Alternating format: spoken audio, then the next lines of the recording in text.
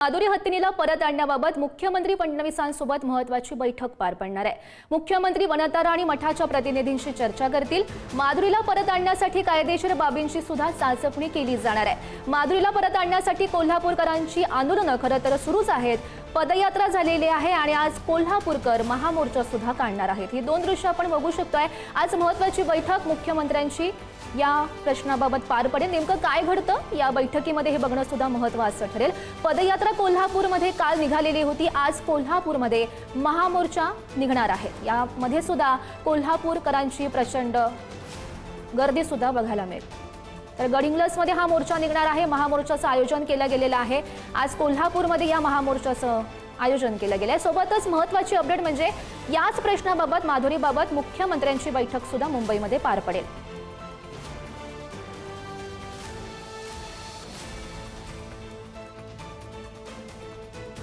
तर या सर्व घडामोडींविषयी अधिकची माहिती जाणून घेऊयात। मुंबईतून ज्या ठिकाणी खरं तर मुख्यमंत्री देवेंद्र फडणवीस यांची बैठक पार पडणार आहे त्या ठिकाणाहून आमच्या प्रतिनिधी शिल्पा आपल्यासोबत आहेत। दुसऱ्या ठिकाणी कोल्हापूरमध्ये खरं तर आज महामोर्चा निघतोय, त्या ठिकाणाहून आमचे प्रतिनिधी शेखर पाटील आपल्यासोबत आहेत। मी सर्वात आधी शेखर यांच्याकडे जाते। शेखर, आपण काल बघितलेलं होतं पदयात्रा निघालेली होती, असंख्य कोल्हापूरकर जमलेले होते, आज सध्याची परिस्थिती तिथली?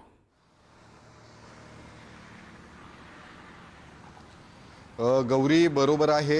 रविवारी खूप मोठ्या प्रमाणात लोक जे आहेत ती माधुरी हत्तीनीसाठी एकत्र जमले होते। नांदेड ते कोल्हापूर 45 किलोमीटरचं अंतर जे आहे ते केवळ 12 तासांमध्ये कापून जिल्हाधिकारी कार्यालयापर्यंत ते पोहोचले होते। आपली एकच मागणी त्यांची होती, जी म्हणजे माधुरी हत्तीनीला आमच्या नांदणी गावामध्ये पुन्हा एकदा परत त्या ठिकाणी आणावं। ह्याच मागणीचं निवेदन जे आहे ते जिल्हाधिकाऱ्यांना दिलेलं आहे। एक दयेचा अर्ज देखील राष्ट्रपतींना या सगळ्या आंदोलनाच्या माध्यमातून त्यांनी पोहोचवलेला आहे। एकीकडे हे सगळं आंदोलन त्या ठिकाणी पार पडलं असलं तरी आज पुन्हा एकदा तोच लढा जो आहे तो जिल्ह्यातल्या विविध कानाकोपऱ्यात देखील सुरू असल्याचं पाहायला मिळते। आज गडिंग्लज या ठिकाणी भव्य असा आत्मक्लेश महामोर्चा जो आहे तो आयोजित करण्यात आलेला आहे।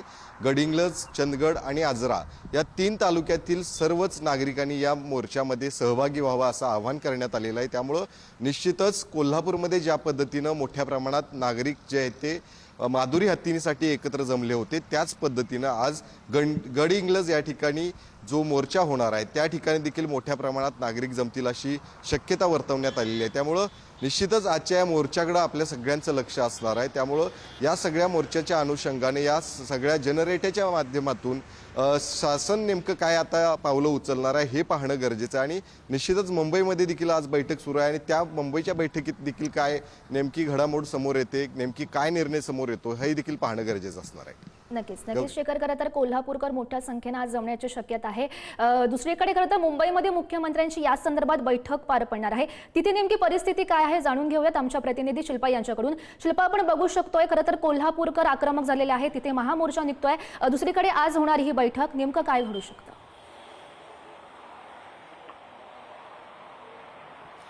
गौरी, आपण जर पाहिलं तर कोल्हापूरमधील जी माधुरी हत्तीन आहे तिला वनतारा येथे नेल्याने संपूर्ण कोल्हापूरकर जे नागरिक आहेत ते रस्त्यावर उतरले, आक्रमक झालेले पाहायला मिळाले, आंदोलने, मोर्चे पाहायला मिळतात। आणि आज त्याच संदर्भामध्ये मुख्यमंत्री देवेंद्र फडणवीस यांच्या उपस्थितीमध्ये समिती कक्षामध्ये आज बैठक बोलविण्यात आलेली आहे। 10:30ला म्हणजे अगदी थोड्याच वेळात या बैठकीला सुरुवात होणार आहे। आणि या बैठकीमध्ये कोल्हापूरचे आमदार असतील तर तसेच समितीचे जे काही अधिकारी सदस्य आहेत ते देखील या बैठकीला उपस्थित राहणार आहेत। आणि विशेष म्हणजे सत्ताधारी पक्षातील आमदार, विरोधी पक्षातील नेते आणि आमदार देखील या बैठकीला उपस्थित राहणार आहेत।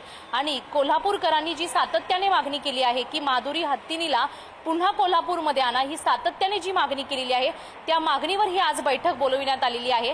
त्यामुळे आता मुख्यमंत्री देवेंद्र फडणवीस या संदर्भात नेमका काय निर्णय घेतात हे पाहणं महत्त्वाचं ठरेल।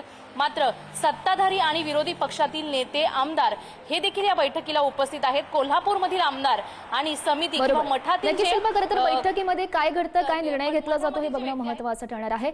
शेखर, शिल्पा, तुम्हा दोघांचाही धन्यवाद दिलेल्या सविस्तर माहितीसाठी। आणि या संदर्भात संजय राऊत यांनी नेमकं काय म्हटलंय तेही बघूयात। त्या संदर्भात सर्वोच्च न्यायालयाचा एक निर्णय आहे आणि त्या निर्णयानुसार त्या माधुरी हत्तीनीला वनतारामध्ये नेलं आहे, तिला उपचाराची गरज आहे असं सांगण्यात आलं।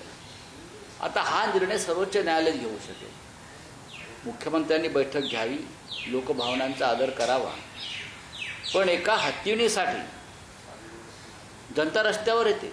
जर लोक भावनेचा आदर करून ती नांदणी मठातली हत्तीण जर कोल्हापूरला परत आली पूर्ण बरी होऊन, तर आम्ही स्वागतच करू.